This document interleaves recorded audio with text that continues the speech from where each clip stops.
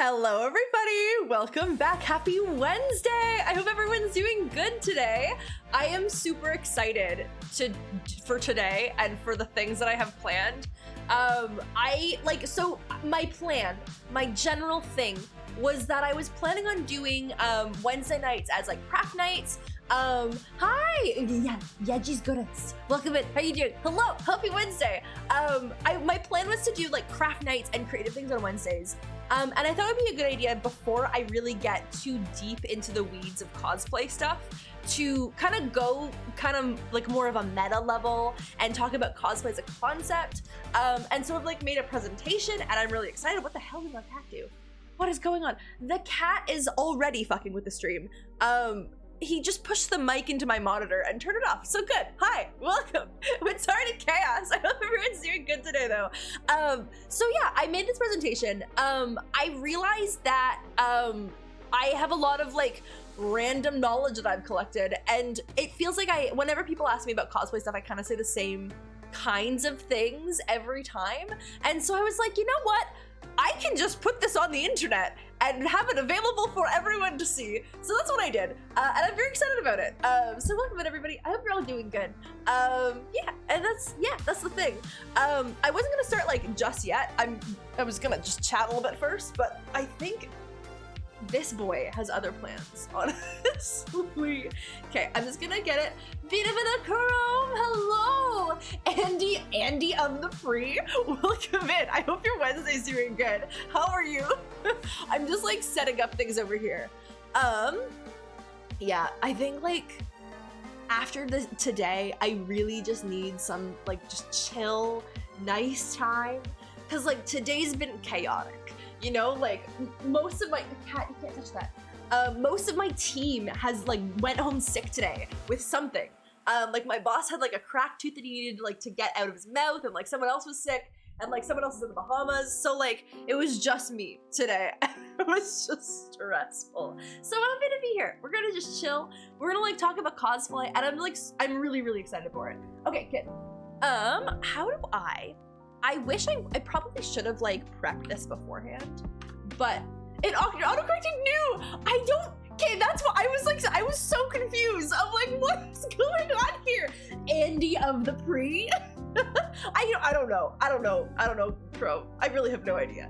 But I hope you're doing okay. This Wednesday is just gonna be like a whole thing. I think I'm probably going to just do this, and then we will like I'll end it because I'm just really tired and I need sleep.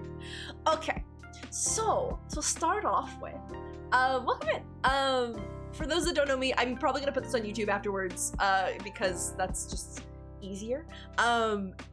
I want to talk about getting started with cosplay and my kind of journey with it, and how we can use my journey and the things that I've figured out from it on your own cosplay journeys. I adore getting people into like trying new things and trying cosplay. It's like my favorite hobby. It's basically a hobby of hobbies. Prima Andy Trina, absolutely. I'm Prima Andy Trina now. Yeah, cosplay is like a hobby of hobbies. And I think it's really daunting for a lot of people to start doing cosplay, just because like there's so many things that they feel they have to learn, and I don't think that's true. I think there's a lot of different ways to do cosplay, and the biggest thing about it is mostly like, you know, keeping stock of your expectations and not getting frustrated with yourself. It's really, I think cosplay is more about self-management than actually like getting all the skills that you think you need for cosplay. I know that's, I think, the thing that I struggle with the most, like with my ADHD, with my neurodivergence. It is not super straightforward to like get things done and like get things done in a way that, you know, it feels really good to me. Kitten, you wanna stop hitting the mic? This is gonna be chaos. This is gonna be an absolute chaos presentation. We already have the cat hitting the mic. But yeah, so like I think I've collected a bunch of tips on how to actually get started into this. And that's what we're gonna talk about today. So Flying Panda, welcome in. How you doing? Welcome to the cosplay presentation. First, congratulations on the first. Welcome in. I really don't know how this is gonna go today, because like this is definitely more of a structured presentation than what I usually put on Twitch. So we're gonna figure it out. We're gonna just, it'll be an adventure. I'm decent. I've had like a chaotic day. a lot of my coworkers went home sick or with like, they went home with Bahamas. So I've been like, it's been a kind of stressful day. I ended work like half an hour or an hour ago, and I'm just like, I've been like just riding the whole thing. But yeah, so I hope you're doing good too. But yeah, so getting started with the cosplay. If you're new at cosplay, if you're here because you just come here all the time on Wednesday, let me know. If you're here because you actually want to learn things, also let me know. I'm really curious. And feel free to ask questions. You can do that anytime. But yeah, I'm always happy to help. Yeah. So to like go through a little bit of my background with costume making and cosplay stuff, I've been doing costume making for a long ass time. I've had like a personal tradition to myself to make a costume every single Halloween for the last 11 years. This year, I guess, was Samus. It was supposed to be Nyx, but I was absolutely not done. I'm good, how are you? I'm decent. Wait, did I say that? I'm so confused. Something is chaos. Oh, is that I think my Capamon might be doing weird things. Anyway, it's fine. But yeah, so I've been doing costume making for a long time. I'm like out of it. I'm gone. I've been doing costume making for a long time, and it's just been a tradition. Like, I started this in high school where I was like, I really want to make a costume. I love costumes. Costumes are like so fun to wear. You get to be another character for a bit. You get to, you know, just like become another person for a little bit. And I think that's really like what I enjoy about it. Like, I did dance when I was younger. And so I think that's where it came from, of like being on stage, being a performer, just being in costume all the time is kind of just like what I grew up as. And so I guess I still want to do that. I've won one award with cosplay, and I've just been riding that wave for the last year, because you know, when my life elements, that does count. That does count, yeah. Oh, and you're calling security to kick me out, I see. No, you're fine. You're fine. I'll keep your secret. I'll keep your secret, Chrome. But yeah, I won like a singular cosplay. Actually, I've technically won 2 cosplay awards. The one that I'm most proud of is last year at Fair Expo Vancouver, I won the Best Novice. I was best in my category for my Zelda cosplay, which is on the first slide. I can't even, oh, backspace. This one, I won it for this one. Ever since I've been like, I'm an award-winning cosplayer now. I'm like, I should be taken seriously. Totally, 100%. That's like how it works. But otherwise, I think I also won like some random People's Choice Award for my Waluigi cosplay, like at some random video game event thing like 3 years ago. I don't count that. I did win some slippers that were like shaped like Mario mushrooms, but I don't count that as an award-winning cosplayer. I think I've been striving for this high. And I think the biggest thing of how I've become such a professional cosplayer is that I've been a maker for a really long time. I would say that you don't need to be a maker to be a cosplayer. You can buy pieces of costumes, you can, you know, get streetwear costumes, and we're gonna go into that a little bit later. But it's, you know, I think being a maker does help a little bit. And I think if you're a maker, you have at least some transferable skills, and you know kind of how to use your hands in certain ways. Again, not a required skill, but like if you already can use your hands and make things in, you know, another vertical, another aspect, I think you're gonna have an easier time of like trying to find the skills that you want to have for cosplay. So to define cosplay, making them is cool. Yeah, making is so cool. Making is my favorite hobby, but I think making altogether is such a large hobby, and it's such a large umbrella of things that you can do, that it's almost impossible to truly define exactly. But I'm gonna try and define cosplay. Before we go into like, how do I entirely like, you know, like what is cosplay even? How do I do it? I have a pretty open definition of cosplay. I think generally, where's my thing? You're recreating a character, or a concept in some piece of popular media. So my brand of cosplay is generally focused on video games. I don't really watch TV and movies, so it's way easier for you to cosplay a video game character. But you don't have to necessarily be wearing that character. I've seen some really amazing cosplays where like you're puppeteering a character. If anyone watches Critical Role, like Fresh Cut Grass is a little robot, and I saw this amazing like cosplay marionette thing that someone made that they were piloting, and it was beautiful. I wish I could find a picture, but or wish I would have gotten a picture, but you can Google it if you so choose. Yeah, you're trying to make this thing in real life. This is worn or operated by someone. I would say that things that are not part of your body, or like attached to you in some way, I wouldn't say those are cosplay. So if you're making like a remote control car that like had a full figure of Darth Vader on it, I don't think that would be a cosplay. But I think you'd have to like be part of it in some way. Yeah, this is my other definition. It's just 17, maybe more than that, skills in a trench coat. To really be at the top of a cosplay, like top of your game cosplay, you have to have a lot of skills. To start off, you don't need a lot. You could have like very little. But at like where I'm at, I definitely see a lot of skills in a trench coat all the time. Yeah, there's almost no rules in cosplay except for this one. It's don't be shit to anybody else. Don't be racist, don't be sexist, don't be homophobic. Like, don't do that. I would say that like, I feel like a lot of people have misconceptions about what cosplay is, and that they can't cosplay characters that have different skin tones than them. They like have different heights or different genders than them or different body shapes.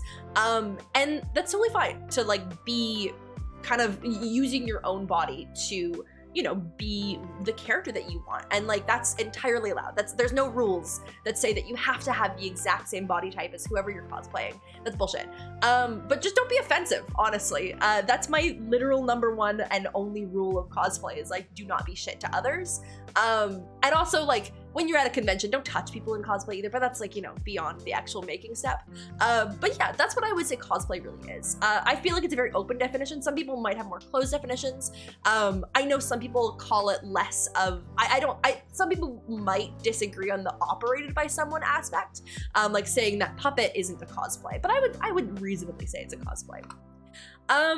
And so what we're gonna go through today, we're gonna chat about evaluating our skills, choosing our character, planning our cosplay, assembling it, kind of just the, you know, like the steps that you would take to start like going into thinking about cosplay, and thinking about your first cosplay as well.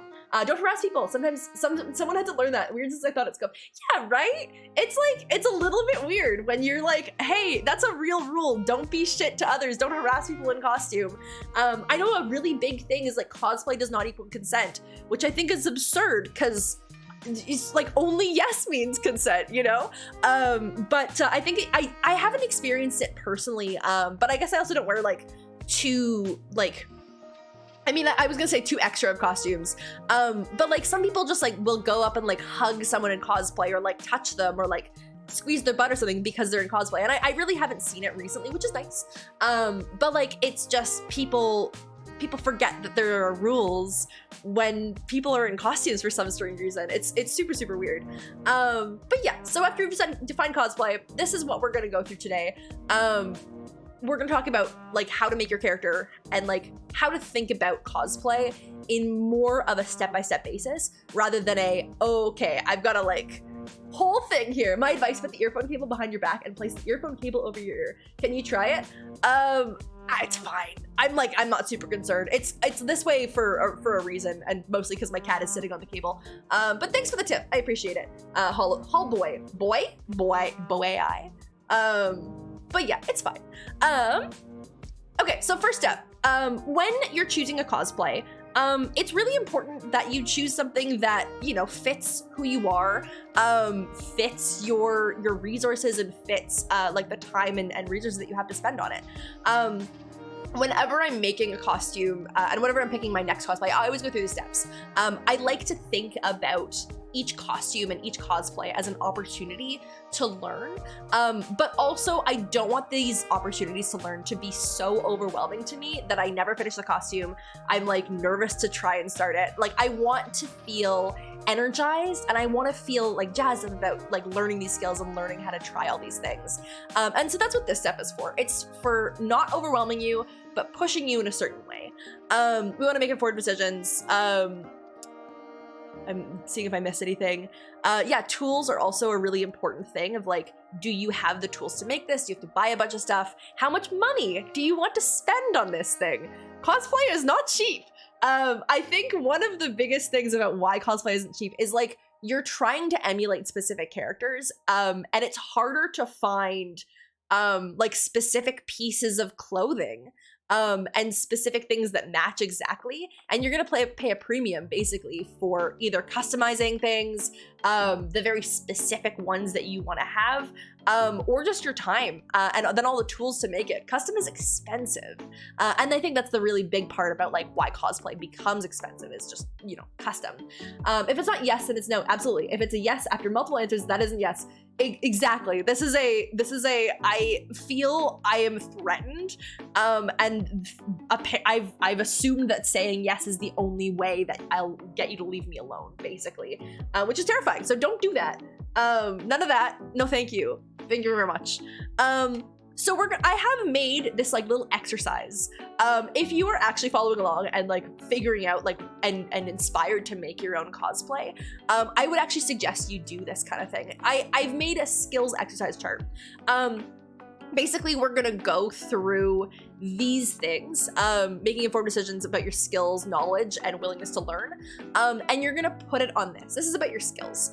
And so you're gonna list the skills that you have. And you can go really, really incremental, really in depth with it. Say that you have never made anything in your life, but you can put an outfit together. That's a skill that you have. You can go to a store, you can try some stuff on, and you can pick items. That's a reasonable skill.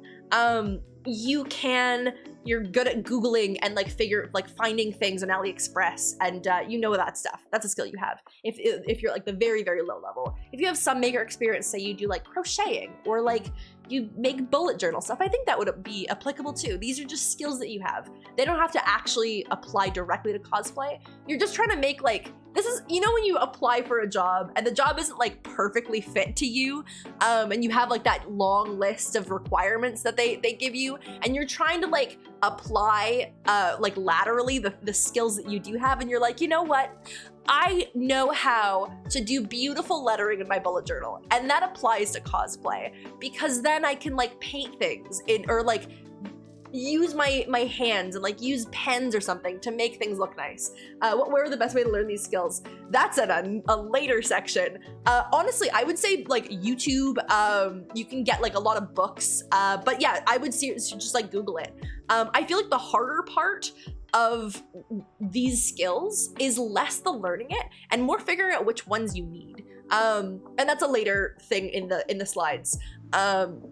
But yeah, for now we're just like listing the things that we have, things that you want to learn. So for me, I am really bad at hair, which is I think really funny because I've made nothing but wigs for the last 3 months on Twitch.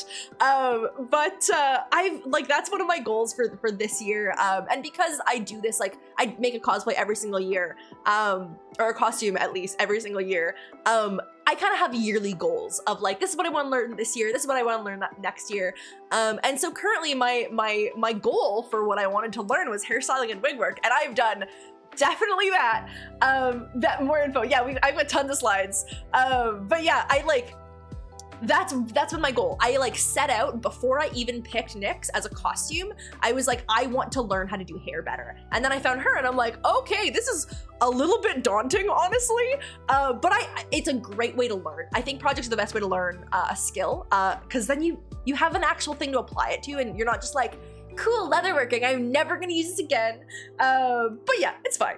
And then you can also list skills that you don't want. I think this is an interesting step of like, if you find a costume that would require a bunch of those skills that you don't want to dive into yet, then maybe that's not the cosplay that you pick. Maybe that's for another year that you have more resources or you more willingness to learn the skills that you don't have yet. But yeah, I would encourage you to make a chart like this to go through like your understanding of yourself, and your understanding of like what you want to learn and what you want to improve at in an incremental way. And breaking it down into smaller pieces definitely helps as well. So after you've done your skills, we're going to try and choose a character. This is, I think, the next step in the process after you've thought about your skills. You're also gonna figure out like kind of your budget at this stage as well. And this is also when you're going to pick how specifically you're going to go about making that character. In cosplay, there's a lot of different types of, not really types of cosplay, but types of ways you can represent your character. So you can do like a closet cosplay, which basically is a breakdown of a character into kind of elements and colors that you might find in your closet. So for a character that might wear like a white dress, you can wear just like a random white dress in your closet, have a few accessories that match them, and that's a closet cosplay. You've basically taken things out of your closet and you're wearing them for that cosplay. These are generally the easiest type to do because you can mostly buy the things that you want off the shelf, with maybe making or like assembling some smaller accessories for them, all the way up to very, very realistic costumes, very like high level, high detail costumes, and that's kind of what I do nowadays. But obviously I started with like kind of a closet cosplay mashup maker thing. Yeah, and then you also want to think about your budget and how that relates to those aspects as well. So when you choose your character and how to interpret your character, you're gonna think about the skills that you have, and then you're gonna add maybe one or two of the skills that you don't have and that you want to learn into your costume. You don't want to load up on new skills. If you load up on too many new skills, I don't think it's gonna go well for you. I find if you load up on too many things that you're not sure how to do yet, like cosplay as a whole is kind of an overwhelming hobby. Like you can get so far deep into it and there's so many resources online. It's very overwhelming. And so adding more and more skills is not great. Yeah, you want to just pick one or two. Don't overwhelm yourself. Don't hurt yourself too much. This also helps to think about like if you have a lot of time for when this cosplay is going to be made for. So if you're going to convention in 5 months, you have a lot more time to learn new skills rather than cramming it all into like the last moment. If you have like a con or an event a month away. Think about your cosplays early. That's another slide in here. I'll show you later, but that's another thing. You can have more skills if you have more time as well. The next thing you want to have is a realistic expectation of what you can actually do. If you have never touched a paintbrush in your life, you're not going to paint the Mona Lisa, realistically. If you've never done anything before, it's probably not going to be perfect. And it's kind of frustrating to think about that because I know everyone wants to be great their first time. Everyone wants to have a perfect thing, but really tempering your expectations and having those kind of locked down, I think will help a lot. And yeah, the last thing you want is like a character and a concept that you vibe with, you know? Like I personally really like elegant characters. I like characters that I feel really good as. I like really powerful women. That's why I've cosplayed generally pretty powerful women. Like Zelda, I mean, during the game when she was wearing that costume, she was not particularly powerful. She was a little bit sad, but she was a scientist and that was cool. Or like Ciri and Nyx is pretty fucking badass. So those are generally characters that I vibe with particularly, but you want to find someone that you vibe with as well. And I think that's one of the actually more important parts. Like if you don't like who you're gonna cosplay, you're not gonna be motivated to finish the costume. You're not gonna be motivated to do the costume at all. Like the main goal of this is that you're so excited about being that person that it's gonna drive you forward in this process. So this is a lovely graph that I've made. It relates the accuracy and the skills and the resources that you're gonna spend with you know, just together. As I said before, if you have more time, it's easier to learn new skills and easier to retry things and perfect things. Or you can just buy more accurate like pieces from Etsy or from other places on the internet. It goes up pretty fast, honestly. I feel like this is definitely more exponential than linear, but I only have straight lines in Google, so this is the thing. Yeah, don't be mad if you're not perfect the first try. It is what it is. These are some little examples of me when I was like a youth.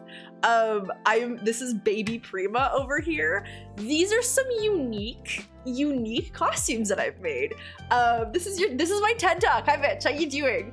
This is my TED Talk. I'm talking about like how to get started in cosplay, and we've talked about you know, choosing your like figuring out your skills, how to choose your character. I'm showing off my like first few costumes that I've made in my journey. I think in this one I was supposed to be the White Queen. Incendio, thank you for follow. Welcome in. Yeah, this one I was supposed to be the White Queen. It was like literally a decade ago. I did have another one before that, but I can't find any pictures of it. I think I was the Black Swan from Black Swan, which is a movie that I haven't seen. But I got basically a tutu. I got a feather boa and just hot glued a bunch of feathers to the tutu. It was kind of a disaster. There was like little like hot glue strings everywhere. It was not a good costume. It did not look great. It was not perfect. But it was my first one. You know, it really didn't have to look great. For Alice, the White Queen, I powdered myself basically fully in baby powder, which was also not great. My hair covered in baby powder, not great. Hi Incendio, how you doing?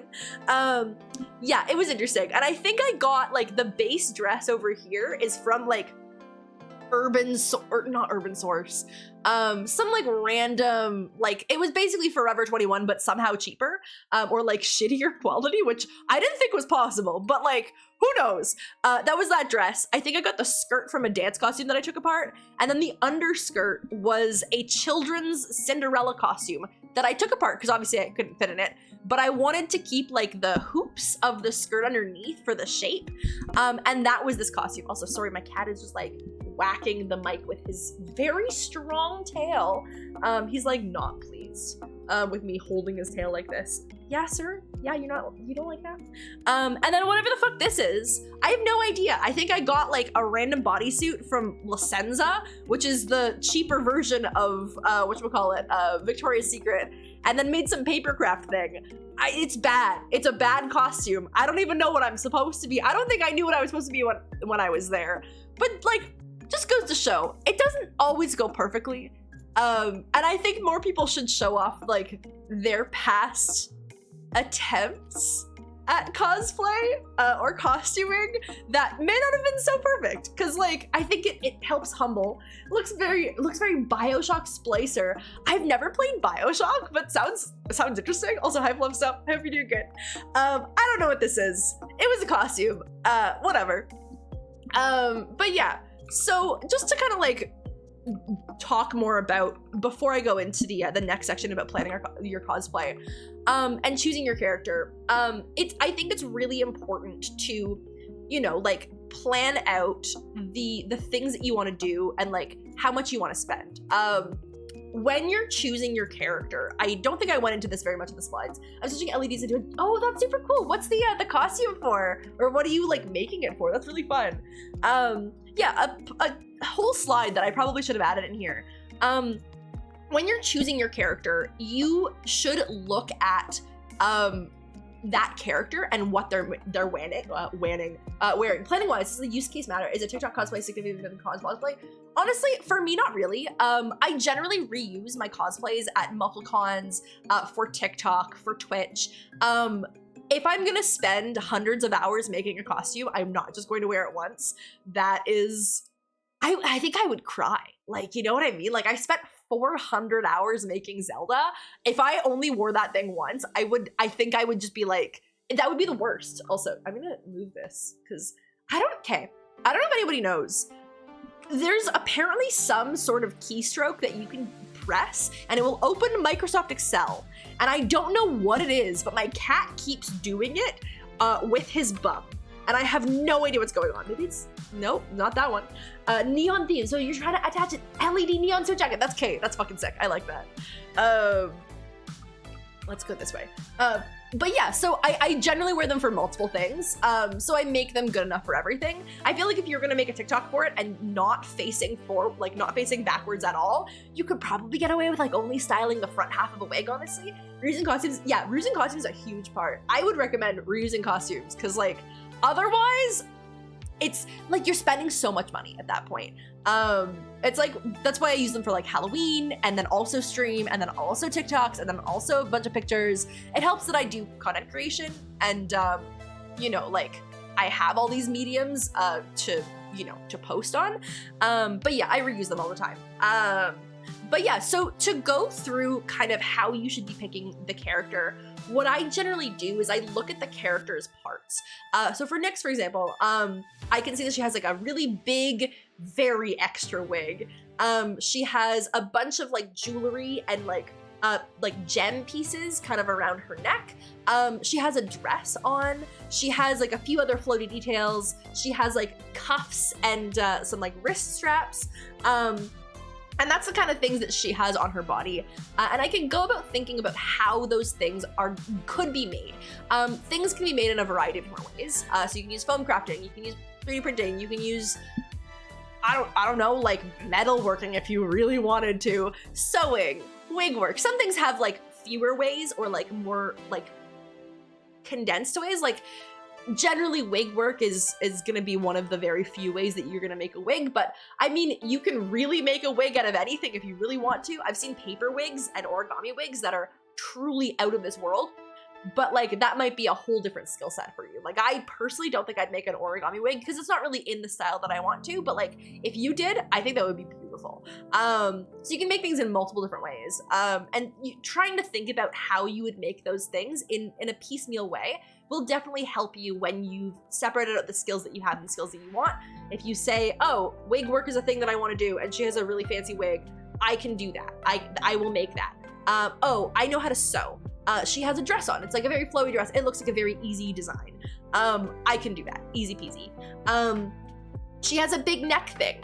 And I can probably make that out of foam or 3D printing or a combination of both of them. Those are like, foam work is something that I'm looking to get into and a skill that I want to do. I can do that as well. And that's a good checklist to have when you're choosing your character and how to do them. Another thing could be if you're going to be a streamer character. So for example, I like to think about like Raze from Valorant, for example. She has, hi Rem, I'm gonna learn how to be someone else. Exactly, we're gonna be someone else today. How you doing? I'm talking about how choosing your character kind of works. Yeah, so for example, Raze from Valorant. She wears basically cargo pants, a crop top, and then she has like a little vest, I think a bulletproof vest, which honestly doesn't really cover much, to be perfectly frank. But those are pieces that you can get. You're like, okay, I know how to buy clothes at places. I can do that, easy peasy. I can buy a tank top, I can buy those pants. I'm a little bit worried about this is information overload, great times. I'm gonna put this on YouTube afterwards. It's gonna be a little bit chaotic because it's a Twitch stream, but I'm gonna publicize it. But yeah, so she has like that vest, and you're like, okay, that's interesting. How could I think about making that? And I think at this stage, it's a little bit hard if you're brand new at cosplay to figure out how you would make that. But you could be like, well, maybe I could make that out of foam. Maybe I could make that from, maybe someone online has a 3D model of it that I can print if you already have a 3D printer. Maybe one of my friends can help me. Also, thanks for the follow, Skyfall. I appreciate it. Yeah, maybe one of my friends can help me figure out how to make this. And then you're gonna pick your character based on those things and based on like your breakdown. This will also come in very handy later when you're planning your cosplay. You want to go break down your character even more like far than how you did it in your character selection phase. So breaking down every single detail of the cosplay. So when I did Siri, for example, I had, okay, sword. I need to make the sheath for the sword. I need to make the belt that the sheath goes on. I need to make the top. I need to like find a bra that'll fit. Vish, thank you so much for the follow as well. Yeah, I need to get the bra. I need to make the pants or get the pants. I need to get the boots. I need to get the wig. I need to style the wig. I need to buy fabric. I need to get all these things. Foxanne! Holy shit! Welcome in! Thank you for the raid! Oh my god! Welcome in! We're having like a chill, like cosplay day today. I hope you're doing good. Holy shit! She's got a plan. Her name is Foxanne! Hello! Guys, Foxana's such a sweetie, and she's on the also on the Octopus and Dragon stream team, and you should check her out. She's super cool. Furious Taco Sauce. She got a Planet News Foxana. Lucky Quarter, welcome in. I hope you're doing good. How was Hollow Knight? Okay, I enjoyed Hollow Knight, but I found it was really difficult. Friends, welcome in. My name is Prima Neutrina. You can call me Prima. My pronouns are she and her. And tonight we're talking about cosplay stuff. I'm in the middle of doing a presentation. I'll show you like at the beginning of what this all is. I'm talking about how to get started with cosplay. I talk fast, do crafts, and play games. I'm an award-winning cosplayer. Yeah, I do some crafting and cosplay content on Twitch, and I also play video games sometimes. So yeah, that's me. Welcome in. I hope you're doing okay today. But yeah, okay, Path of Pain. Were you Path of Paining? Wait, my Path of Pain, the clips. This all doesn't mean, thank you so much. I spent 400 hours making this. I just met Foxanne earlier too. Foxanne's a sweetie. Super fun, I have to do it because I'm super tired. Yeah, Hollow Knight does that. I hope you have a lovely rest of your night. Thank you so much for bringing your people over here. We're having a chill time. We're having a chill cosplay time. So welcome in, friends. I hope you'll stick around and learn some things. I'm talking about like, I'm presenting basically, this is for people that have never cosplayed before or are like very new to cosplay. And I'm trying to evangelize you into the wonder that is cosplaying. Because I just love it. I love cosplay. You get to be a different person. You get to like play as someone else. And you get to make really pretty things, honestly. If you want to be pretty, if you want to be like not pretty, that's a cosplay too. I've already chatted a little bit, this is also Siri. I've chatted a little bit about, you know, what cosplay actually is, 17 skills in a trench coat, just to, you know, go over everything. And I'm talking right now about choosing your character. But a good step before that, if you are looking to follow along, evaluate your skills. Figure out what you can do first, and then you can pick a cosplay character. I briefly went over, or I quite at length went over actually, about how to choose your character and think about your character based on the skills that you have and the skills that you want. And now we are moving on to planning your cosplay. Yeah, this is where we're at here. So we're planning our cosplay, and it's important to understand the steps, break it down. I feel like a lot of characters in video games and movies and TV and everything, they have so many parts. You know, like I'm someone in my real life that does not wear a lot of accessories. Like I don't even have my ears pierced. Like I wear a singular, unless glasses count as an accessory, I wear a singular accessory, and it is like the ring on my pinky that literally never comes off. It's my cult ring. I guess glasses kind of, I don't even know. But I feel like people in media are they're just dressed to the nines. They've got bangles, they've got like neck things, they've got gems, they got a whole ass wig that flies off their head with like literal floating pieces of fabric, you know? Like, we can't do that in real life. Hamburger hand, thank you for calling, welcome in. We can't do that. So it's nice to have a checklist of what the fuck is going on with your character. That's the thing. Also, oh, hello, that's a cute emote. Hello. Very cute. Yeah, so I like to break down my costumes pretty heavily into their component steps. I personally use Trello for this. Sometimes I honestly just like write it in like a notepad if like Trello is too overwhelming for me for that day. I also use collage tools. So I use Jamboard, you can use OneNote, Pinterest, whatever. It's great to collect like source images of your costume so that you know what you're gonna make. For example, I'll show you mine. This one is for Nyx. This is kind of like just like an assembly of random images that I found on the internet. This is who she is. This is what she looks like. This is just Googling the character. I found this really good like 3D model that a fan had made of her, and that's been super helpful because I can like turn around. I've got links to things. And then I have just like a bunch of random photos. I also have photos of other people making the cosplay. And this can also help you in your planning stage when you can see like, oh, I can see in this woman's or this person's cosplay that they're using foam to make this big piece of jewelry here. So maybe that's a thing that I can consider when I'm making my cosplay, that I'll also use foam for that. You can see this one. I think this is also foam. This is from Hades. This is a cosplay that I'm working on right now.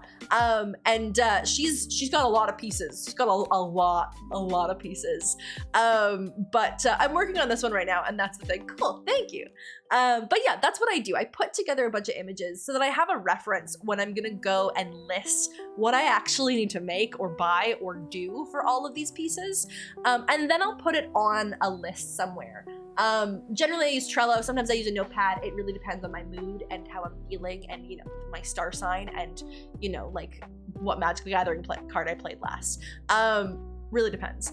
Oh, that's not what I wanted. I want this. So I use planning tools, and then you're gonna write down everything. Just everything you can think of. You can always break it down later. You can always like amalgamate them later. You just wanna make sure that it's down, and then you have kind of a checklist to mark off. I like to list the skills that I need for each one, or at least sort them by it. So if I'm gonna sew a bunch of things, it's gonna be my sewing column. If I'm going to have to use like foam crafting or wig work or whatever, it's good to kind of have them all together of like what I'm planning to do for each part. If I'm buying it, I'll write that down. If I'm going to make it, I'll write that down. If I have to buy materials for it, I'll write those down as well. Yeah, you want to separate them basically into those kind of steps. This is your project management, your Gantt charts of, you know, get all your like project management tools out for this. This is an example. I believe I stole this from my Zelda cosplay. This is my Trello, and I'm not even done the costume yet. I'm technically not even done. But I've taken these things and I've marked them. Like I did the shoulder pads. I needed to get an STL for the crown. I needed to edit the dress shoulders. I needed to get the bodysuit pattern and actually do it. For sewing, I needed to actually sew each piece. Supplies to get, a trillion different things. And then making all of these things, which honestly, I haven't done yet. I haven't done any of these purple things. The costume is technically unfinished at this point. But that's kind of the example that I use for this. I feel like this doesn't encompass all of the work, but it's a good kind of basis to have. Yeah, you can read what it says on the screen. Do this fucking early, otherwise you're going to cry. I have ADHD. I'm the queen of doing things late. It is bad. It's real bad. Do it early. It's like you make deadlines for yourself earlier rather than later. Every time, especially if you're learning a bunch of new skills and this is your first costume, plan it really far ahead because you don't want to get up to like a week before your con or your event or your Halloween or your whatever, and have half a costume and then, oh, kitten, and then have half a costume because, you know, like you didn't plan well for how long things would take you. And especially if you're new, again, if you're learning a new skill, it will take you twice as long as someone that has been doing this for a long time. Even me, like I'm definitely a jack of all trades and not like a master of one. I think that's kind of a cosplay thing. But I'm not like a super fast seamstress. I am not a super fast anything. I take my sweet ass time, and I procrastinate like hell. And this rings true for me as it does for everybody else. Do it fucking early, please. This is also just me begging myself. So after we've planned everything, this is kind of when you're going to actually do the things. And in this stage, you can still continue, you know, planning your pieces. My party's Friday, started Sunday. No! That's all. You have so little time. I need to see a picture though, Mitch. I really do. I'm very curious. But yeah, like, actually, I will add one more thing before we get into assembling, making, buying. For planning your cosplay, sometimes it's hard to figure out, you know, what to actually do for each thing. Like I can say, and like I can look like, oh, she made this out of foam. They made this out of, you know, war blood. They did like this out of plastic. They 3D printed this. But how to actually do that is a whole different ball game. And that does roll into here. It's like you're gonna want to Google things, ask for help from people. One of the best things is I feel like the cosplay community is very open to people sharing ideas and helping people out. I know people don't want to be like super annoyed by like constant questions of like, okay, what next? Okay, what next? Okay, what next? But being able to understand like, okay, how would I go about doing this? Okay, I'm gonna look at a bunch of tutorials and then figure out my pathway through. Sometimes I just need to like rubber duck with someone. And for those that aren't in apparently software engineering, rubber ducking is like, you have basically imagine like a stuffed animal on your desk or a rubber duck, and you kind of just like talk to the rubber duck and explain the problem that you're having. You can rubber duck with people. It helps you figure out kind of the steps that you want to take. I find it helps when I talk out loud of like how I actually want to form something and do something. And having a plan for actually going about it. That's, I think, a really great resource for other people in the cosplay community. Asking for help is important. You know, if you have no idea what you're doing and no idea where you're going, you don't want to be super overwhelmed. Reach out to like someone that you know has those skills. Then they might be willing to help you with, you know, how to go about doing that. But I would say like try and keep the actual doing it to yourself, because it's a little bit hard to put that onto somebody else. We are the rubber ducks, exactly. When I'm like streaming and I'm like, how would I even do this?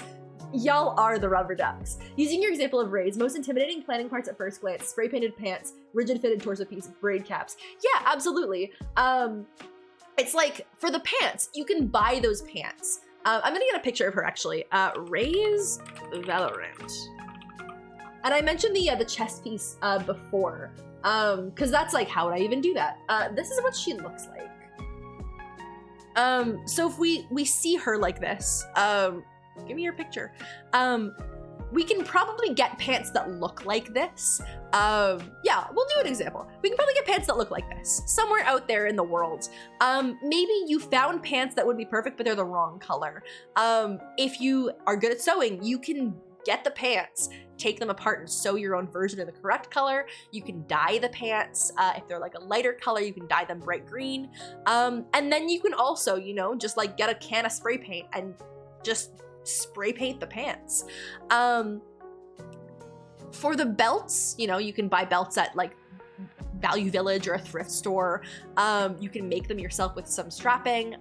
Last year for Siri, I learned leatherworking, which honestly I would not recommend for a first cosplay. Leather is very expensive. The tools to make like leatherworking stuff are even more expensive. Possibly the most expensive tools for a hobby that I've ever had to use were leatherworking tools. They're so absurdly expensive. Like there's also so many punches that you have to use. There's just so many of them. Anyway, to make the chest piece, you're like, how would I even do that? And that's when you message in someone's Discord and say, does anyone have any suggestions? And I would probably say, yeah, this looks like it would be great for foam working. And you can see if there's like, we can type in like armor, like foam craft armor, armor chest. Yeah, we can find literally immediately foam armor chest plate. It looks kind of something like this. And you can edit that pattern relatively easily to make something that looks kind of like Ray's, you know? There's a lot of options online. So pro tip, make friends with a leatherworker. Honestly, that is literally what I did. I'm friends with a few people that do leatherworking. And I literally just borrowed their tools for Siri, because otherwise I could never. That's why I don't have the flesh hammer anymore. I'm so sad. I need to buy my own flesh hammer. That was great. I loved the flesh hammer. But yeah, so you can like Google like, okay, I can make this out of foam. This looks kind of like armor. I can make it like that. You can also buy her hat. For her wig, you could get like, no, the flesh hammer. I knew that would summon Rem. I can't remember it. I don't think we have a command for flesh hammer, or like which quote it actually was, but you might be able to, I think there's a thing. If you go, if you type the commands, you can find the thing. If you go to that link, I believe there's like a listing of the quotes. Yeah, flesh. No, there's no flesh hammer quote either. It's fine, I lied, it's okay. Anyway. But yeah, so for this costume, I think the gun would be the hardest part, but if you're not gonna do the gun, that's fine. To make her grenade, you're like, okay, I could make that maybe out of foam, maybe I could just make it out of like some paper, like I can make that out of cardboard. You can make things out of cardboard, then paint it up. Maybe someone has a 3D model online for it. Maybe that would be the case. And like, that's kind of how I think of it. For her hair though, I think that would be interesting of like how to make those caps for hair. She has really, really thick hair. And that could be honestly something you type in Ray's cosplay, and you see how other people in real life have done this. There's a lot of nudity on the screen. This person, it looks like she did some like little pieces of like cardboard or foam and put it at the end of her hair. This person used those look like 3D printed and like they're just like looped around the bottom. So you can find other examples of other people that have done these costumes before. I think this person, let's see, community spotlight. Okay, these are actually pretty sick. Look at this, these are sick. Okay, I'm like very impressed with all these people doing these cosplays. This is cool actually. Yeah, this person looks like her entire wig is entirely made to look like Raises. So there's not I don't think that that's even real hair. I think that's like literally just like probably foam or like taped up or something, maybe with like electrical tape or something. But the chest plate looks like it is a piece of foam as well. Yeah, so you can get examples from, you know, people in real life that have made this before. And like some things are really hard to, you know, create. Oh, that's really cool, a gender bend with like a Reina. That's actually really sick. Some things are hard to make in real life. And so you kind of have to be a little bit creative to think about how specifically you would do those things and how you want to translate those to the real world. Like obviously you can't have things floating in midair, like, you know, Jet, or Nyx, for example. She has like her whole head, or like there's a piece of fabric that's just floating in midair. And you have to kind of figure out like what you do. I didn't think about that Ray's cosplay with real human proportions, mean the midriff isn't visible. Yeah, I guess so. With real, I'm just gonna check that again. Yeah, cause like she has a really long torso, or like just a really small chest area. I guess for this one, like it's a little bit shorter. For this person, I think they're sitting down, and that also doesn't help with the torso shape. But yeah, this is like how it would generally look for, you know, a real person to look like this. Half of these aren't cosplays, but it's fine. But yeah, that's the example. You can also do something like this.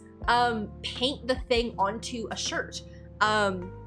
Like get a tank top and just paint the design on. That's fair too. You don't have to make a giant prop for it if you really don't want to. There is no requirements. It's might lay differently. Yeah, that's a really big thing as well. The rocket launcher in that one is so cool. Do you think it's foam too? I think so. Where did that picture go? I think it's this one. Yeah, this also looks like foam. So you can kind of see when I'm looking to see if something is foam or not. Like the sounds of my own running. Also, hi, bitch. Yeah, you can kind of see like the edge of this isn't perfectly like rectangular, and it looks like it's kind of soft. The edges are a little bit rounded, and I think that is kind of what reminds me of foam. Like when you're doing foam crafting, I haven't done a lot of foam in cosplay, but you generally seal it so you can sand it and stuff. But like it's still got a little bit of a soft look. So that's why I think this is foam and that's foam. But you can see that this is fabric because of, you know, the stitching on it. And then what else can I see from this? These are just like camo pants. These ones also look foamy because they have those rounded edges again. But you can see, yeah, I would say most of her costume is probably foam. But for someone like, oh, that's not what I wanted. For Oma, I'm trying to figure out if there's any like 3D printed parts. This also looks like foam. Maybe these belt pieces are 3D printed. Because it looks like it's pretty symmetrical and pretty perfect, and it also kind of looks like there's layer lines on the side of this one. So it's like a little bit of sleuthing when you're doing this. For Sage, this guy, I think this guy just has his actual hair like that. Like that's honestly kind of impressive. Or unless it's like a fucking really good wig cap, but I don't think so. Let's see. This guy sewed his own jacket, it looks like, and the makeup on him is really good because it's like glowing. Very good, unless it's Photoshop, which also totally fair. But yeah, that's kind of like how I would go about like looking at other people's costumes and figuring out how they've made stuff. This is someone's grenade that they made. Oh look, it's a 3D print and you can buy it on Etsy. If you have $30, like 40, 60, that's $60. Sometimes things are expensive if you want to buy them. But yeah, like things that you don't want to make and you don't know how to make, you can buy them like this. Another cool thing would be like, you could probably get like a water bottle that's bright orange, that's kind of this shape, add like a cardboard or plastic like latch onto it, and now you have an actual usable one that's also a water bottle. So thinking about how you can integrate it into whatever you're doing is also a good technique as well. You know, if you're going to a party with it and you're going to be like drinking, I was gonna say shooters, or like, my first two thoughts were wine and shots. Neither of those you'd put in a giant water bottle. If you're going to drink beer or something, jungle juice, whatever, put in your like raised made water bottle, you know? Okay, I'm gonna exit all of these ones. But yeah, so buy early for when you're assembling and making your cosplay. Again, with the do it early, just do it early. Oh, that's not what I wanted. With the do it early, these go along with that. Buy early. If you buy earlier, you can get them on sites that have way longer shipping. Like, I go on AliExpress for almost all of my wigs. And obviously it's you know, a bet on if they're gonna be decent quality or not. I've had good experiences, and you look at the reviews, and you buy one 5 months in advance. Even when I wasn't 100% sure if I was gonna do NYX or not, and I hadn't planned anything else out, I was like, I know she has wild hair. I'm gonna get a wig for her. And I ended up getting a second wig from the same manufacturer to like take apart and get all the wefts from, and buying even more hair. But that's a whole different thing. Buy early, give yourself time to fail. Things like, especially when you're learning new skills, things won't work the first time, or they might not work the first time, and you have to be prepared for that. I think for me, because I've been doing this for such a long time, I generally know ways that I'm like, this will probably work. Sometimes it fails. Sometimes like my glues and adhesives don't work. Sometimes like everything's kind of just shitty, and you're like, well, fuck me, I guess. I have to redo the whole thing, or redo specific parts of it. And that's also a good thing for like the breakdown as well. If the whole costume fails, that's really awful. But if a specific part is failing, then that's a little bit less awful. Give yourself time to redo those. You're gonna want to think about doing things at the same time. So painting and 3D printing and like your wig drying, like having manual tasks and automatic tasks be done at the same time. And you can always think about multiple ways to make each part. So if you've tried foam and it's not for you, and it's like sucking and you're not doing a good job for it, figure out another way to make things, or figure out a way to integrate that into some other part. So for example, Rays, if you are a little bit scared to try foam work, which is entirely valid because I am too, you can just paint the thing onto the tank top instead of having it, you know, actually 3D. And obviously that's like less realistic or whatever. But again, it's onto like tempering your expectations of, you know, what am I gonna be capable of if I can't do foam work, and I don't have access to a 3D printer, and I don't have access to like other methods of making this. Maybe I should pick a different way that I can make it. And it takes a little bit of humility to be able to do that, instead of just kind of pushing and pushing and pushing to something that's not going to work out for you. But yeah, just think about like, what's the least frustrating way that you're going to make this. Yeah. Some tips now. Also feel free, if there's like any questions that y'all have, I'm happy to like explain. If you have an idea for a costume that you want like ideas on, let's realistic, but the benchmark is imaginary pixels and polygons. Absolutely.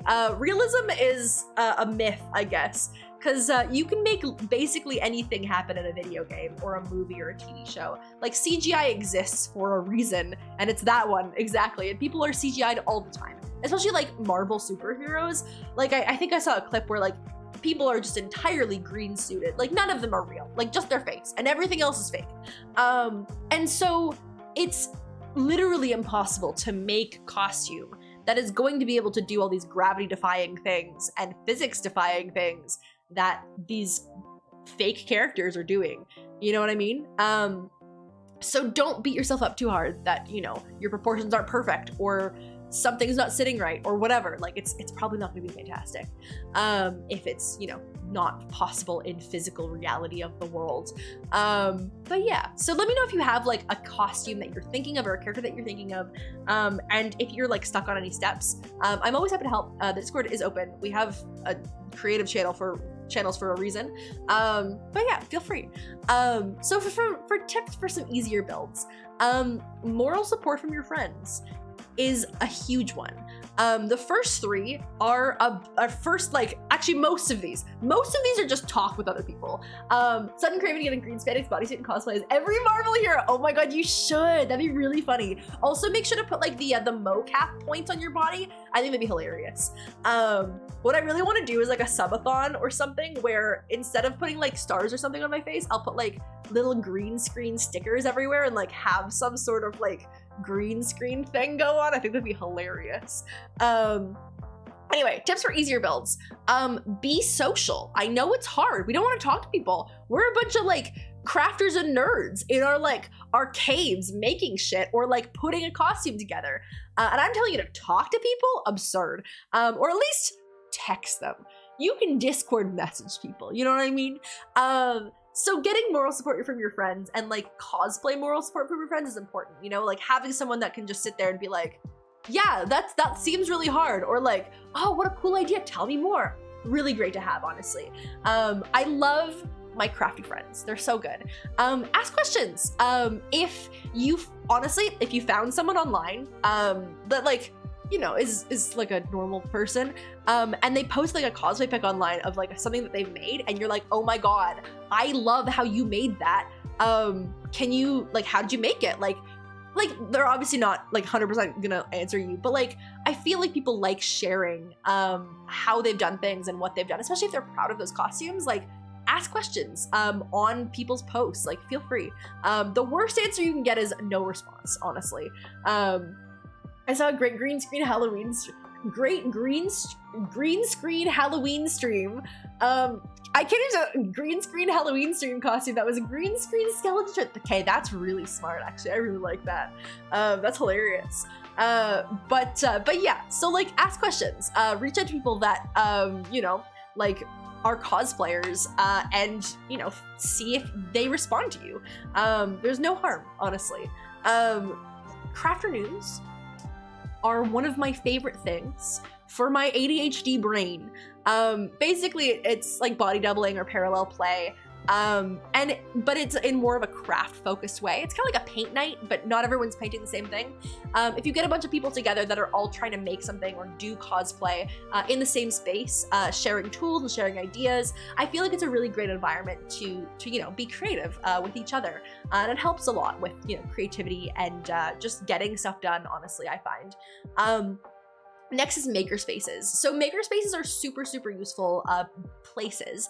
Basically, what they are is a big workspace that has a lot of tools that may be too expensive for a normal human being to own. And you can pay a membership fee to use those tools. You'll obviously have to be like trained on them and everything, but it's generally cheaper than buying all of the tools yourself and storing them somewhere. So for example, if you don't have a serger or if you don't have a sewing machine, it's a good idea to try it out at a makerspace first. And also at makerspaces, there's other people doing these costumes, or not costumes, like doing creative activities. Lots of libraries have like 3D printers and stuff. I would count that into makerspaces as well.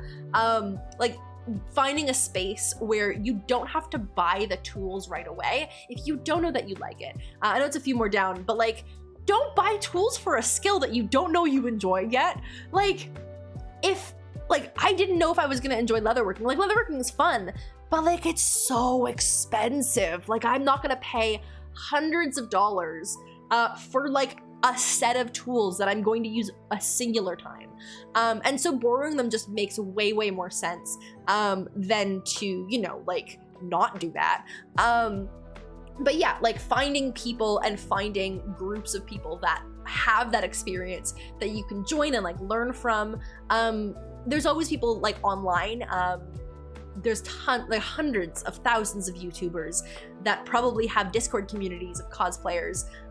You can go to my Discord and ask questions there. I'm happy to like evangelize about cosplay and help you figure out a cosplay. yeah, cosplay guilds and groups are a good way because everyone's kind of there for the same reason. They're there for cosplay. Yeah, and my last tip is always take a bunch of photos. I sometimes forget this, but take so many photos. One of the things for the cosplay contest that I was a part of is I needed to submit a photo book of my process of how I made the thing.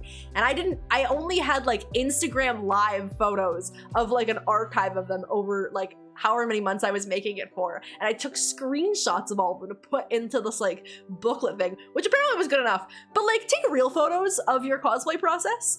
But yeah, those are some of my tips. If any of you are cosplayers in the chat audience, if you have tips about cosplay, feel free, let me know. And then I have to, you know, give a shout out to this costume here.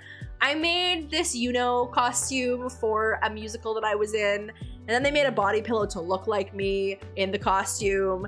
So this is my body pillow. But I made the costume. I found the blazer at Value Village. I found it at a thrift stop. Almost perfect. I needed to add a zipper onto it. I added like the collar onto it, and I think that was a pillowcase. And then I added the bow. I just got like a bunch of ribbon. The wig, disaster. I'd never touched a wig before this point. I had someone else from like the crew help me with the wig, thank God, because I would never have been able to do it otherwise. And then I made the skirt from a pillowcase as well. I got like 2 purple pillowcases of the perfect shade, and I made all of the pleats. It was a pain in the ass, but I did a thing. And then like the socks are like just some random tights that I cut off, and then the shoes are, you know, shoes. But like, disaster. Someone else painted the body pillow as well. Yeah, here's some other examples of the things that I've made. This with the lovely cropped man that I'm no longer dating. I was Elsa. I made this costume for Halloween one year. It did not fit very well. The sleeves were not long enough, but that's fine. I didn't have to wear the sleeves like that anyway. Basically this was a bodysuit and then a skirt. I had so many like make a bodysuit out of a stretchy fabric and then put other accessories on it. That was like my entire plan for costumes for a long time. This one over here, it's me and another posing together. I love this costume. It's my Waluigi costume, or Waluette costume. Basically, I was like, what's worse than Bowsette? It's Waluigi. And then that's where the costume is born. So I got a sewing pattern for a bodice corset. I sewed this up. It's not actually a bone corset, but it's fine. And then I like drafted my own skirt pattern to go on with it, because like Peach's skirt is a very specific shape. And then yeah, that's the costume. And then this one over here is Elphaba from Wicked. And I painted myself green, which is the only time I've done body paint. Which is difficult. I put on an ungodly amount of moisture on underneath that, moisturizer and sunscreen, because I was gonna be out in the sun all day in for some reason, a giant black dress. But it was a super fun costume. I had a lot of help from my mom to make this, because this was from like probably 2013. And she also sews, which honestly, it's a really big help. What else? Oh, these ones. We've got Persephone from Lore Olympus. This is just like a random cosplay that I did in my, bathroom one day. This is a pandemic costume. I believe I was Poison Ivy one year in high school, which is like the tights, a little bit weird, but again, bodysuit and things sewn on. And then this is me randomly trying on the wig and a bunch of makeup for NYX this year. And it was honestly a disaster. I like contoured the hell out of my boobs. It was so bad. But yeah, so that's mostly it for the presentation. Yeah, feel free. If there's any questions, I'm happy to like help. The other slides that I have here are more about like skill specific guidance. And that's the big problem with improving. It makes your previous stuff feel amateur. Yeah, exactly. It's like, but it's interesting to look back on. Like I never want to give you the sense that I've always been perfect at cosplay. Like I've developed my skills over a decade of trying cosplays and trying things that worked or didn't, like these sleeves, and just like learning every single time. A big thing for me is always to like improve on the skills that I have, and that's why like at the beginning of like thinking about the skills that you want to get is really important for me. It's like I always want to be growing and improving my craft, and I want to be able to do projects that help with that, like I think I've grown my cosplay skills a lot since I made, where is it? This thing over here. like very, very significantly. Like I look back at that and like that's what I could do at the time. Like I was able to do that and like I was really happy with that. Like I cosplayed something or costumed something. And then now I look at the things that I've made and I'm like, you know what? I spent a long time learning how to make this even possible, like where the steps were, how to even like go about doing a project of this scale. You know, and like I think that's the biggest thing that I've had to learn is like, you're not gonna be perfect every single time. And you're always kind of learning every single time you do something. And that's, you know, that's the biggest thing for me. But yeah, what else can I say? I'm gonna like spam this. Yeah, I have some like a little bit of skill specific guidelines or guidance. These ones aren't like super finished. But it's just like, these are the kind of the verticals and the craft types that I've done the most in my, you know, my cosplaying. I am predominantly a fabric cosplayer. I know some people are like, some people do foam, some people do like 3D printing, some people do fabric. I'm a fabric cosplayer. I sew a bunch of stuff. That's kind of just been like the theme of all of my costumes has been sewing. Have you ever been in a cosplay build partway through? Have I? What am I doing right now? I mean, like I'm taking a little bit of a break on Nyx, but no, I usually think about them pretty far in advance, honestly.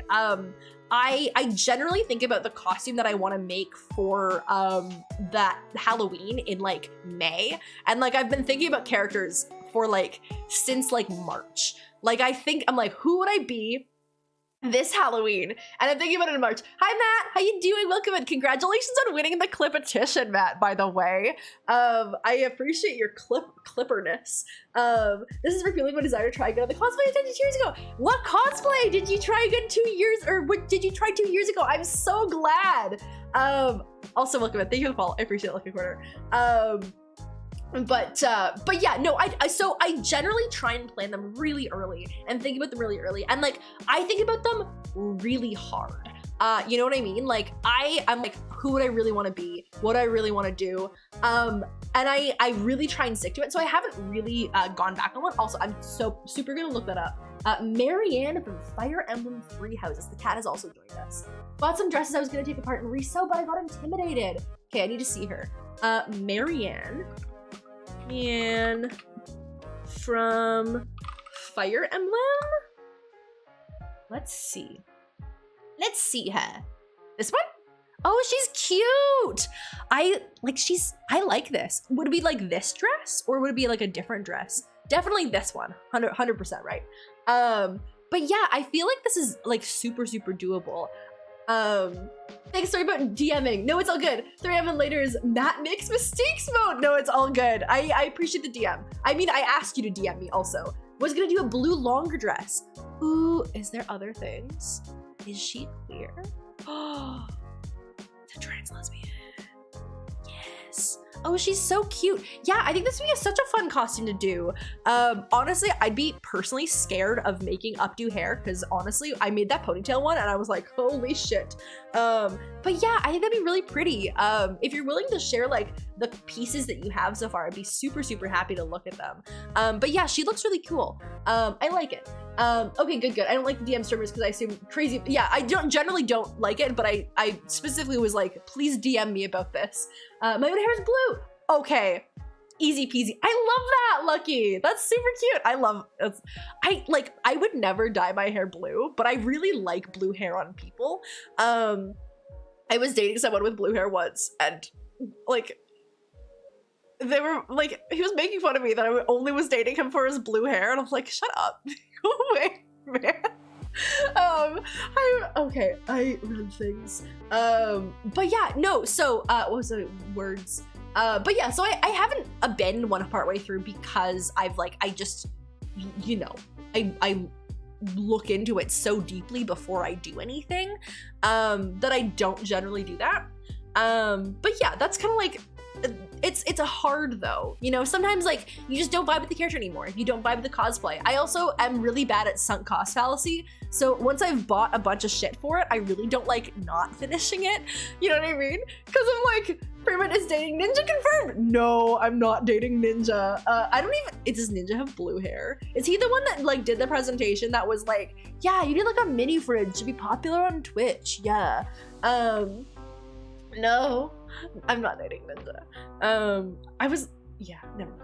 Anyway, what was I gonna say? Yeah, like I'm really bad for like sunk costs, and like he's the one who's hip with the F Night kids. What's an F Night kid?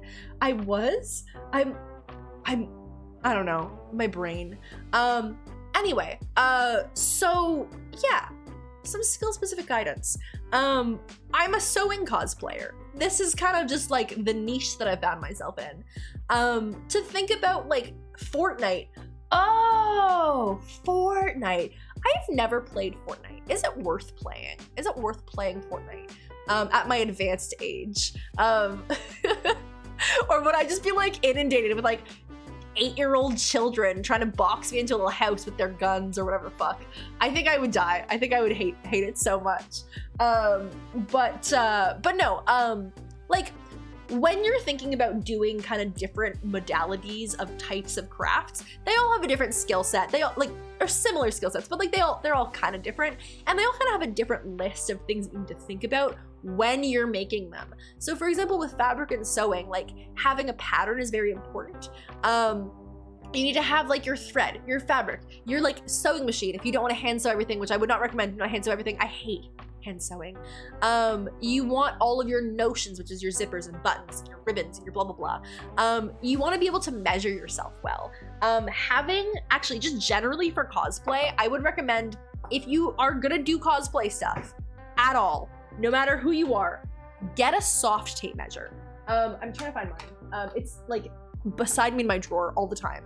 Get a soft tape measure. They're super, super helpful because not only are they good for sewing, but they're good for like, oh, I need to buy a wig stand for my wig. I should measure my head shape. Or Heron by Cosplay, thank you so much for the sub. Oh my goodness, I appreciate it.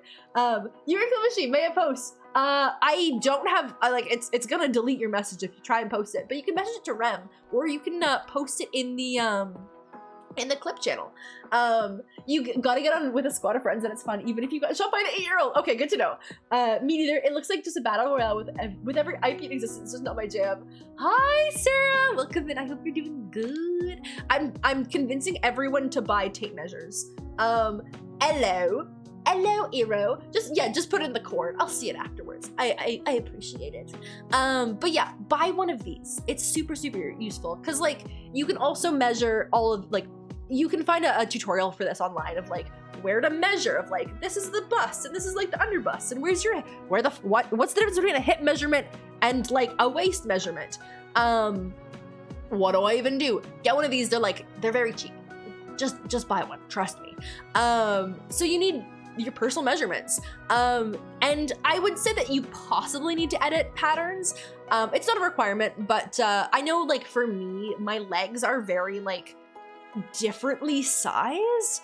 So my like waist and thigh measurement never line up with the same pattern, and having a basic idea of how to edit those patterns is a good idea. You don't need to know how to like fully draft your own patterns, which is very difficult.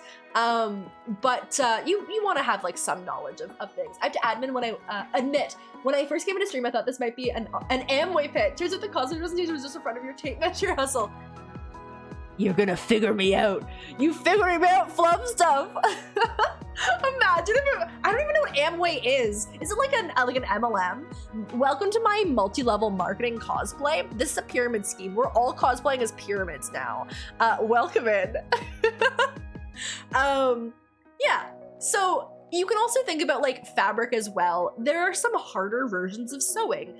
Making a t-shirt, pretty easy. Making corset, pretty difficult.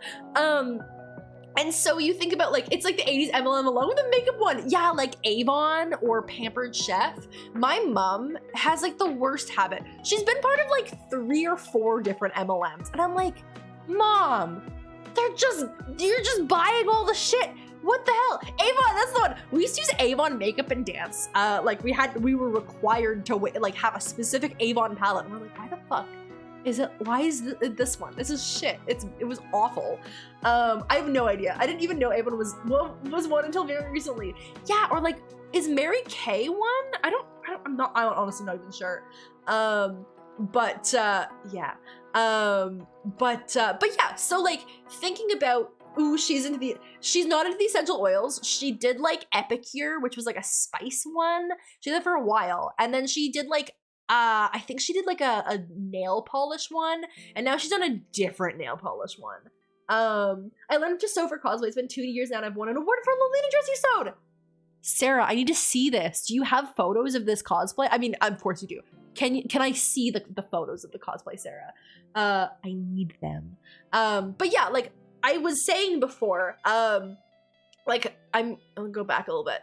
I was saying before that like, you know, evaluate your skills and like figure out the things and like what you want to learn with it. And like if sewing's on there, it's gonna be easier to do with a costume or like a project than anything else.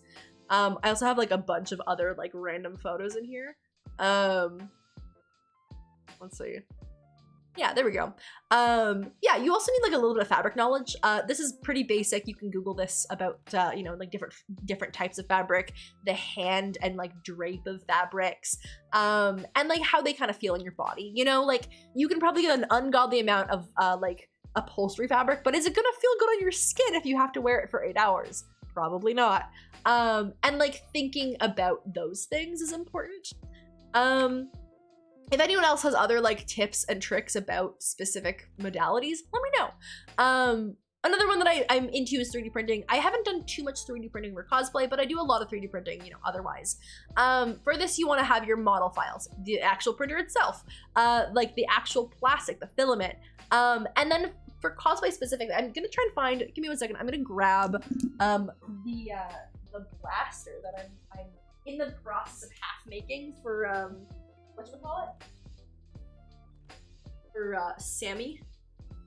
Yeah, it's like you can 3D print a bunch of stuff and then you use like a joint filler to fill in the cracks and the crevices of it, so that it's a little bit more smooth. You need a lot of sandpaper for this because if you want them to be smoother and not look like 3D prints with all like the layer lines, it's gonna be, you're gonna want to definitely smooth it with like sandpaper and stuff. Definitely check out their Twitter. Alice Madness returns cosplay. Oh, that's super sick. Yeah, Sarah, I have to check you out actually. I'm pretty sure I have you on something. Kelki, hello, welcome in. How are you doing? I hope you're doing good. I'm explaining how to cosplay to everybody. What grit sandpaper though? You want a variety of grits. So I would probably start at like 120, because you don't want to like make too large of gouges in your 3D model. But then going up to probably, I think I would say probably around like 1,000 if you want something really smooth, but I top out at like 600 honestly, because you're then gonna want to paint it and the paint will add grit anyway. So yeah, probably 120 to like about 600 is what I generally use. I have more stuff on your Insta. Okay, perfect. I'm okay. Throat is kind of bothering you. Throat, not goat. I'm okay. I've had like a chaotic day. Like half of my coworkers were like sick and or dying, and or going for emergency dental surgery. So I've just had a tiring day. I said I tweeted about this earlier. I thought it was so cool. Thank you. I'm gonna make it available on YouTube afterwards. So if anyone watches through this like hour and a half like smorgasbord of my random thoughts and feelings about cosplay, it's there. I'll pass out at some point, but bull till then. Fortunately, not the throat goat today. It's like you're like the throat lamb today. In like a lion, out like a lamb. Hi Waza, welcome in. How are you doing? Y'all friends. Waza streams, and she's cool and very nice. Go follow her.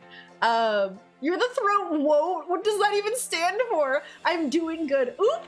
Plus. Throat woat. What does the woat like worse? Goat stands for greatest of all time. Worst of all time. Oh, the throat woat. Yeah, there we go. I'm like most at the end of the presentation and I was honestly gonna hop off like after I was done because like I have not eaten dinner yet because I was like, shit, I said 8:15 and it's now 8:30 and I haven't started yet, so I need food. But yeah, so like for 3D printing as well, like printers are kind of expensive. Like, you're welcome. Yeah, printers are kind of expensive, and you don't want to buy a printer if you're not gonna use it for other things, honestly. My friends and I have been saying woat for so long, and I forget people always want to do that. I have never heard that before, but it makes sense. We've got the goat and the woat.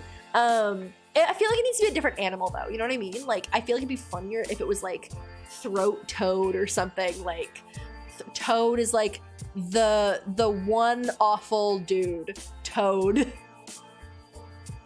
I'm a throat toad. Ooh, makerspace is a neat resource for 3D printings. Yeah, absolutely. Yeah, like, printers are expensive.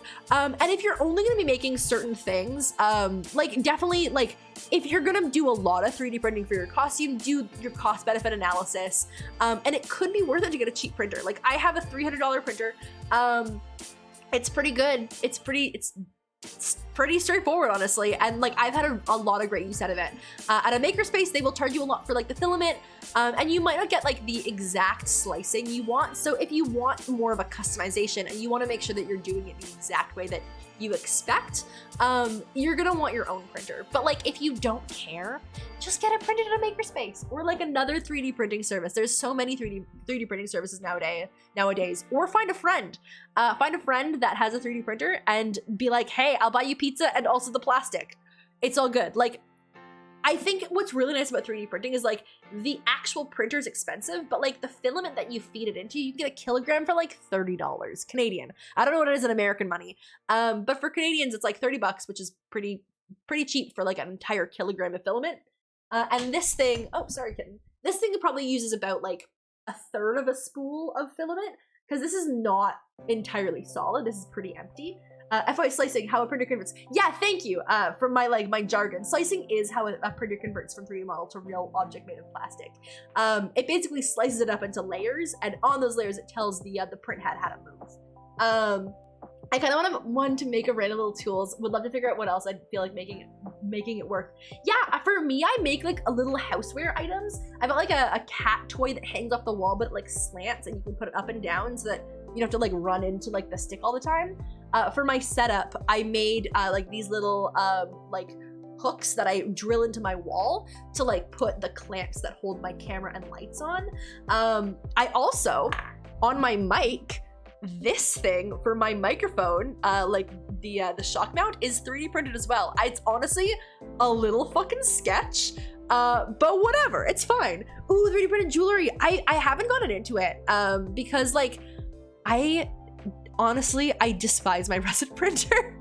It's such a mess. It's so annoying. But you can get like ceramic or like it's like the negative, whatchamacallit? Lost wax casting. You can do lost wax casting with 3D printing. There's specific resins for resin printing where you can, 3D model something, or like steal a model off the internet and get it lost wax casted at like a jewelry place or something. A jeweler? That sentence was a disaster, and I'm sorry. You can make hooks and shit too. It really depends like how strong they are and like what you plan on using them for. But I saw like this really adorable like mushroom shelf that you can put up that's like just precious. Kelly, if you haven't already seen it, check out the site called Printables, or check out the site called Thingiverse. They are 3D printing repositories where people just upload models for free. You think you can 3D print a mic stand? Definitely. Depending on how strong it is and how thick your mic is. Yeah, absolutely. If you want to know I could 3D print X, go to a site called Thingiverse. Literally exactly what I just said. That's really hilarious. Search the archive of models is on there. So cool. I'm glad you have it in text form though. That's nice for the thing. And Fluff, what kind of printers do you have again? Cause you definitely seem knowledgeable about this stuff. But yeah, like I found this blaster for free online and like I just printed it. I was like, it's mine now. It's like that whole thing of like, would you wouldn't steal a car, you wouldn't pirate files. Like I would absolutely download a car, you know what I mean? Like that's the thing. I was thinking about if there'd be enough space for me to make parts. Yeah, so the printer that I have, it's like 21 inches, 21 by 21 by like 25-ish. That's the size that I have. You can get smaller ones, you can get larger ones. Really depends. Yeah, it's like for 3D printing, the community is really lovely. And there's so much free stuff. You can also pay for stuff. Like, I paid for this Zelda model. It was like $3 or something. And I now have like a 3D model of the Zelda cosplay that I made. It's like actually pretty sick. It's cool. One custom-built Delta printer, one with the 3 arms that look like super cool, but it's in a really big vase creator. Oh, you've got a Delta. I was like, and also okay, that makes sense. And a Prusa Mini, which is incredible. Yeah, you should look into getting a Prusa Mini Calci. It's like a little bit more expensive than an Ender, but it's small, and it's got a really good community. The Prusa community is pretty good. There's so many nice accessories I can make you for your music kit. There are. Come join us. Join the dark side of 3D printing. I'll definitely consult you. Yeah, absolutely. Feel free to like DM me about it. I'm happy to help you with like hobby stuff. Or go to the Discord because we have a whole ass 3D printing channel, and oh my god, people will talk your ear off about it. It's great. I love how I'm into like maker stuff and 3D printing. Go for it. He's not getting a moron. Bet. Yeah, so the other one that I've been like doing recently is wigs and hairstyling, which I'm just like more moron. Don't. Compared to the one I built, the Prusa Mini is so user-friendly, it's practically an Apple. Yeah, that's what I like about Prusa. It's like, it's very straightforward. No, not moron. More Voron combines to moron, Rem. You're a Voron moron. I will shill Prusa every day. Yeah, I got a Prusa for work, and it's been really nice, honestly. Like, the marketing lady that is not a technical person at all is like using it, and I'm like, I'm so proud of her, honestly.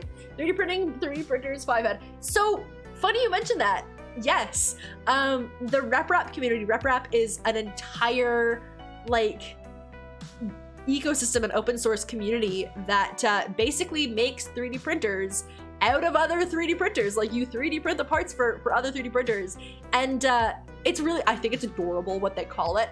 You obviously can't print every single part of a 3D printer. Some pieces have to be metal, and you need like a main board and the motors that actually, you know, do the things. And they call them vitamins, which is just precious. It's adorable. So you 3D print a bunch of parts, and then you use your vitamins to make it an actual printer. Mourn. That's it. I'm just clipping this and sending it to dark. Y'all are Voron morons. Clip it and send it to dark. I'm the worst. No, I love the Voron morons. Y'all are precious. Y'all are great with your fast, speedy printers. But yeah, so I knew it. I knew you would. There's the clip of the day. But yeah, so like for wigs and hairstyling, get more hair than you think you need. Nyx is like, I think she's at least at like $100 worth of wig and hair right now. It's pretty absurd. I bought 2 wigs. I bought like a whole package of hair. And then like the Warbler is expensive. And then all the clips and the hairstyling and like just everything. It's been so much.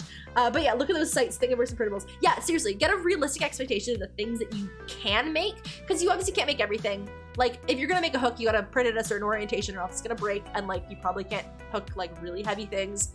Metal exists for a reason, and we still use it for a reason. Yeah, it's not magic. Nyx's sheets, I know. Is it much wig or much restarts? Much wig. So for example, I'm still working on this, and I haven't like worked on it in a while. I can't wait. I know, right? It'll be so good. Like for this, you can see this. This is just like the back of the hair piece like this. And it like goes on. And then I'm like adding hair to like the underside and the overside. And like, it's just so many things, honestly. 3D printers, Philosopher's Stone, or what the fuck? No, it's not magic. It's like, it's cool, but it's not magic. You know what I mean? But yeah, so that's the thing. And then she got like a piece of floating thing underneath. And then she has like a giant bun. It's a whole ass thing. But yeah, absolutely check out Thingiverse and Printables. How do you keep your cat from claiming that is the new hangout spot? He doesn't really touch it, honestly. He's pretty good at it. He also has like a big climbing tree like right beside him. So he doesn't really do too much stuff on there, which is, you know, nice. But yeah. Okay, is there anything else? I have like the hairstyle. Oh, that's not what I wanted. I want this. Yeah. when you're doing wig styling though, you're also gonna want to get synthetic wigs. Don't get the human hair ones. Synthetic wigs are actually easier to style into like wacky shapes. If you're trying to do like a normal person hairstyle, I guess you can get a normal human like hair wig, but it's probably really expensive. It's gonna be easier to style with the heat, and it's gonna be easier to, you know, make shapes that you want to. Yeah, I think that's everything in this presentation. Thanks for everybody that's like stuck around and hung out for like the whole thing. And if you haven't, I think I'm gonna put this on YouTube. I didn't know, yeah, they do real hair wigs. Like that's, I mean, like when you donate your hair to like cancer and stuff, like they make wigs out of your real hair because it styles like a normal human head, right? A normal human hair. But for like synthetic wigs, I just find them way easier to use because like they fluff up and they like do shapes and stuff. They style differently than human hair. Like you need to use heat on them instead of like spray. Like it's plastic, so you can bend it like it's plastic, you know, like heat it up, make it go into a shape, and then let it cool in that shape, and then it will, you know, keep it. So that makes total sense. My brain is broken. It's all good. My brain is broken too. I don't work here. But yeah, thanks friends. I got like a bunch of thank yous to do. Because honestly, I'm gonna go to bed because I'm pooped and I need dinner. But yeah, this was chill. And I'm gonna come back on Friday with more Outer Wilds. Cause holy shit, that game is so good. And I'm really excited about it. But I want to thank Karen by Cosplay for the sub at tier 1, Lucky Quarter for the follow, Helm Hamburger Hand, Vish to Fish, Skyfall, Incendium, Jimmy Cav, Vess, Mathios, and Hursty for the follows. I also want to thank the Foxanne for the lovely raid. Thank you for bringing your people over here. I really appreciate that. Hype. Don't forget, you can convince at least 3 of your friends to join you in cosplay crafting. Yeah. Yes, you now have to join, you now have to convince all your friends to join the cosplay crafting circle. Hearts. You have to you convince all your friends to join the cosplay thing. You convince the 3 of them, and then they become part of your pyramid. I mean, your friendship circle. This is just me trying to convince as many people as possible. But yeah, anyway, this is cosplay. But yeah, so I also have I typed in Ned.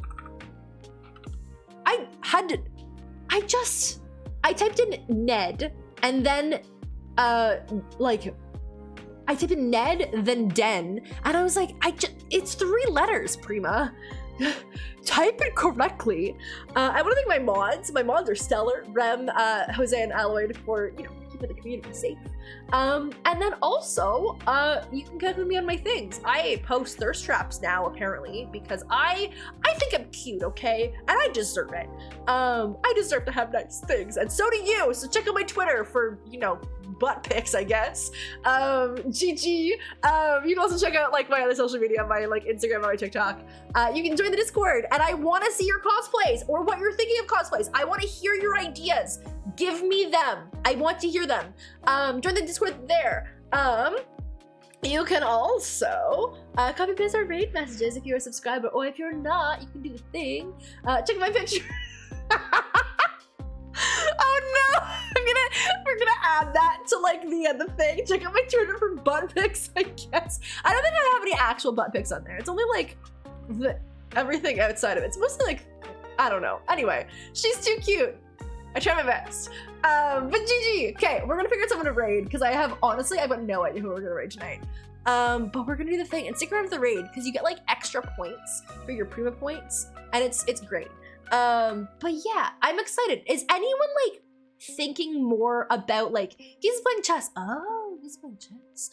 Is anyone thinking more about doing a cosplay, or like do they have any ideas of like what can be possible? I want to hear your thoughts. I want to hear your thoughts on like what you're thinking. Oh, I know who we're gonna raid. I know who we're gonna raid. This person's a real sweetie. I don't know if we've rated them before, but we might have. Very strange stream. Good, Vish. I love to hear it. I'm so happy. That's like my goal. I want to inspire the people. Someone from Valorant. Fuck yeah, that'll be super, super cool. Are you gonna like do like the fluff and everything? Oh, she's super sweet. After I get in very good shape again. Oh my god, a Blade cosplay. I need to check that out. Okay, we're gonna raid Drinks with Vanille. because Vanilla's a fucking sweetie, and like literally the most precious being. I have no idea what she's playing, but she's very nice. She's a VTuber. I met her at PAX. She was just like, she was so lovely. And say lovely good things to her. Copy paste that ring message that we have, and we're gonna go over there. Have a lovely night, and I'll see you on Friday for more video games for Outer Wilds. Goodbye!